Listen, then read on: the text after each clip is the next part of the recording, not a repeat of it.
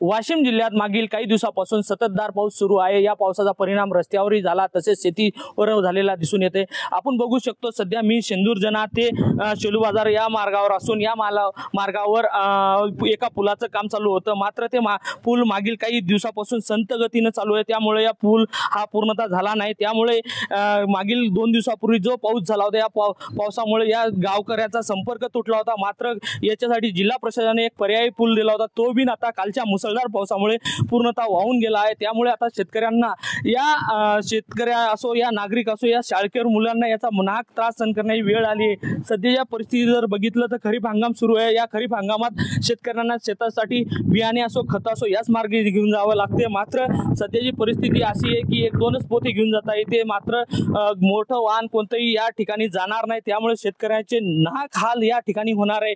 आपल्यासोबत काही शेतकरी आहेत, त्यांच्याकडून जाणूया नेमकंच काय परिस्थिती आहे। दादा काय परिस्थिती आहे? हे संत गतीनं काम चालू आहे।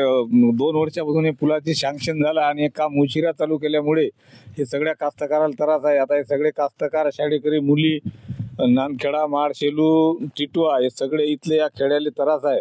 आणि माल नेण्याच्या सगळी अवकाळी पाऊस आल्यामुळे सगळे या ठेकेदाराचे काम संत गतीनं असल्यामुळे सगळ्या जनतेला त्रास आहे।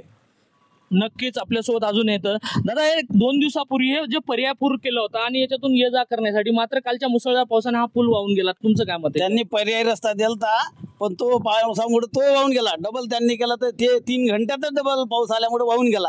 त्यामुळे शेतकऱ्याला खत बियाणे नेण्यासाठी पर्यायी रस्ता नाही, एक पोतं न्यावं लागते।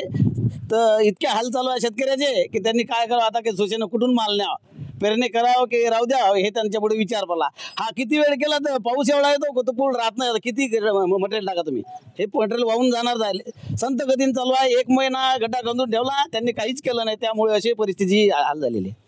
नक्कीच हे जो पर्याय पूल झाला याची डागडुगी जी केली आहे, मात्र याचा कुठेही परिणाम आता मोठा पाऊस आला ते पुन्हा आता तीच परिस्थिती निर्माण होणार आणि शेतकऱ्याचे हाल होणार। तसे वाहनधारक असो आता शाळकरी मुली असो यांचाही यामध्ये मोठं प्रमाणात नुकसान होणार आहे। त्यामुळे या रस्त्याला लवकरात लवकर शासनाने चालू करावे अशी मागणी इथलच्या ग्रामस्थ व शेतकऱ्याची आहे। कॅमेरामन सचिन राणेसह विठ्ठल देशमुख, TV9 मराठी, वाशिम।